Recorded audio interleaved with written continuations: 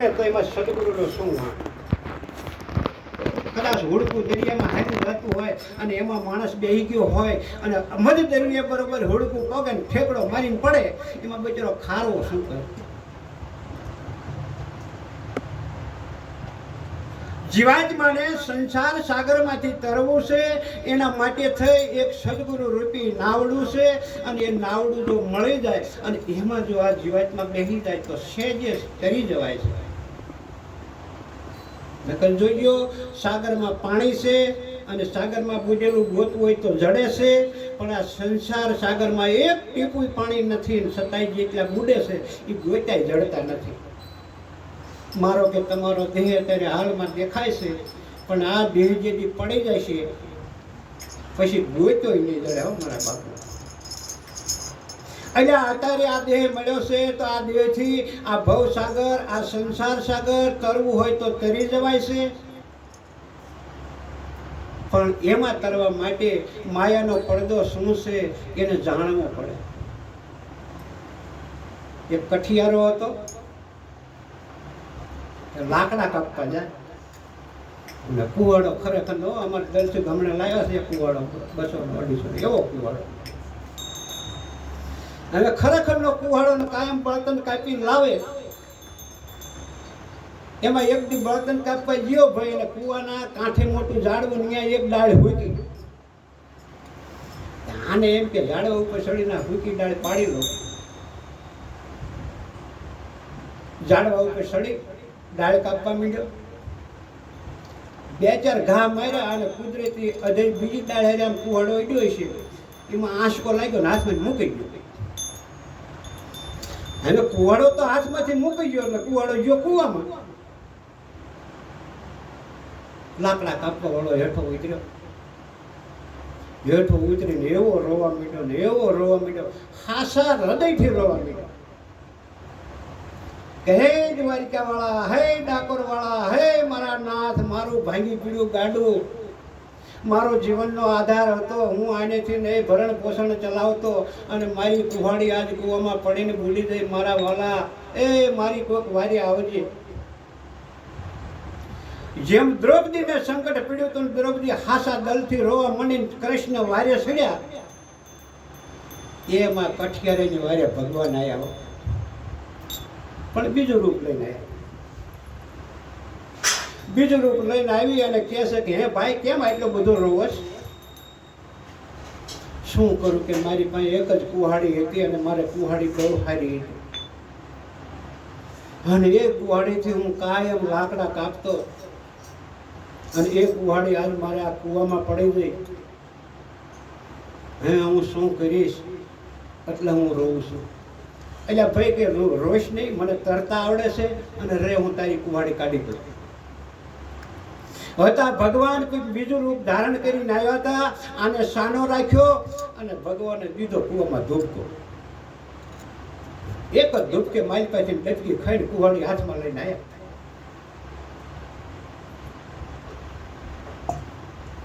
પણ કુહાડી કેવી? 2 ફૂટનો હાથો, 500 ગ્રામ વજનની કુહાડી, પણ સોખી સાંજીનો હાથો, સાંજીની કુહાડી. લે હાલે ભાઈ કઠિયારા, આ તળિયે પડી હતી તારી કુહાડી, હાલે. ઓલે આમ હાથમાં લીધી કે ના ભાઈ, કે આ કુહાડી મારી નથી. અરે કે પણ તારી છે, હું તળિયે ગયો, તળિયે કૂવામાં બધી આંટા મારી લાવ્યો, આ એક જ કુહાડી હતી અને હાલે આ તારી છે. કે ના ભાઈ, આ મારી કુહાડી નથી. બારી મૂકી, લેન કે બીજી ડબકી મારું કદાચ ખૂણે ખસકે પડી રહી છે, લેન જવું કે બીજી ડબકી મારી. અને બીજી ડબકી મારીને ત્યાં તો એ 2 ફૂટનો હાથો, 1.5 કિલોનો વજન વાળી એવો કુહાડો મોટો લાવ્યો, પણ હાવ ચોખ્ખું પોળવોનું સોનું. હોનાનો હાથો, હોનાનો કુહાડો અને લઈને બહાર આવી અને લે કે ભાઈ આલે આ તારી કુહાડી. કઠિયારે 2 હાથ જોડ્યા કે ના, આ કુહાડી મારી નથી. જોવો તો ખરા, આ ભગત રૂપામાં નો લોભાણો, હોનામાં નો લોભાણો, મારી આ કુહાડી નથી, મારે તો લાકડાનો હાથો હતો અને મારે તો લોઢાની કુહાડી હતી. હું મારી કુહાડીને ઓળખું છું ભાઈ, અને એ કુહાડી વિના હું લાકડા નહીં કાપી શકું.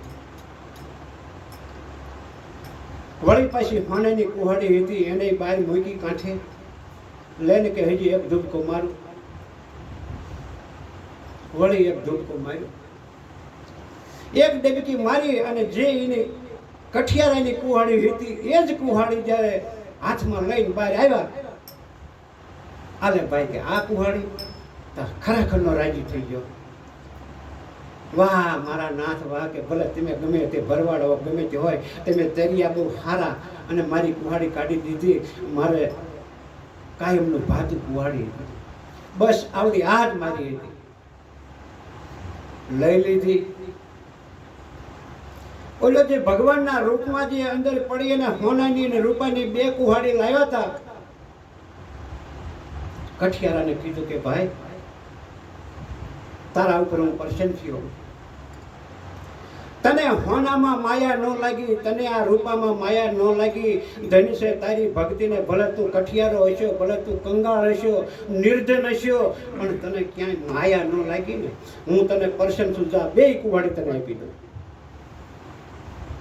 બક્ષિસ આપી દીધો, ચાંદીની ને હોનાની. કઠિયારો ઘરે આવ્યો, ઘરનાને વાત કરી, ઘરના પણ રાજી થયા. એ રહેતા રહેતા રહેતા 1 મહિનાનો ટાઈમ થયો, અને ઓલો તો વળી પાછો કાયમ લાકડા કાપવા જાય છે, અને એમાં તેદી ગઈ પણ હારી આવી કઠિયારાના ઘરેથી બેન. હવે જ્યાં જ્યાં દાડવે હુકા હુકા દાડવા ગોતે છે, કાપે છે, એમ કાપતા કાપતા બરોબર ઓલા કુવે જ્યાં ઓલા વાત ગયા જાય.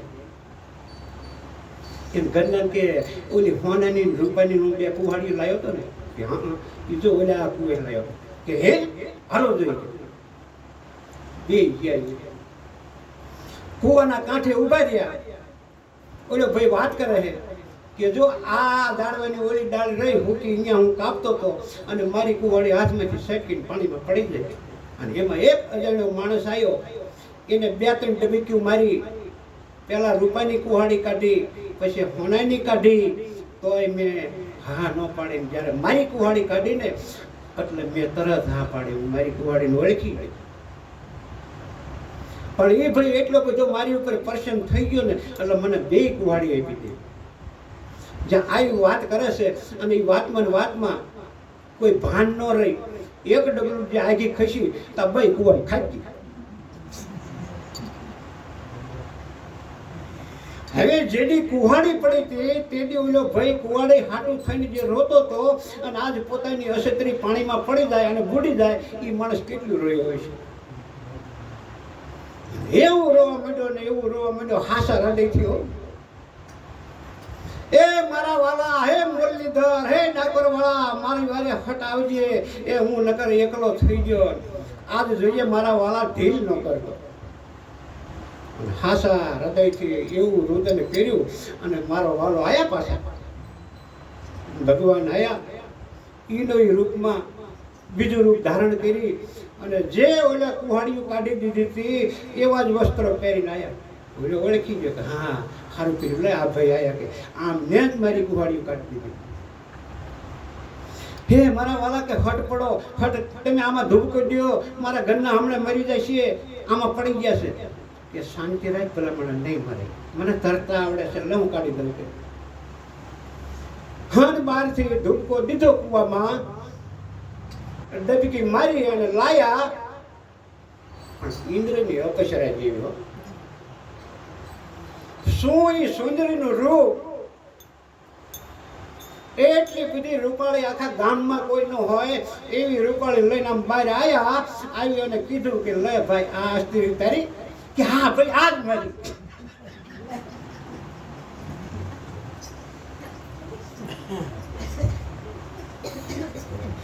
કે આજ તારી હે, કે હા હા આજ મારી હે. આલે ઉપાડી દીધી, બહાર નીકળી દઈ દીધી. પછી આને કીધું, એ મૂર્ખા, તને રૂપામાં મોહ ન લાગ્યો, તને ચાંદીમાં મોહ ન લાગ્યો, તને સોનામાં મોહ ન લાગ્યો, અને નારીમાં મોહ લાગ્યો. કે ભગવાન હોય તોય ભલે, અને તમે કોઈ ભગત હોય તોય ભલે, કોક તમને તરતા આવડતું હોય ભલે, તમે અજાણ્યા હોય તોય ભલે, મને મૂર્ખો ન માનતા, મને માયામાં લોભાણેલો ન માનતા. કે કાં શું કે મેં એટલા માટે વિચાર કર્યો છે.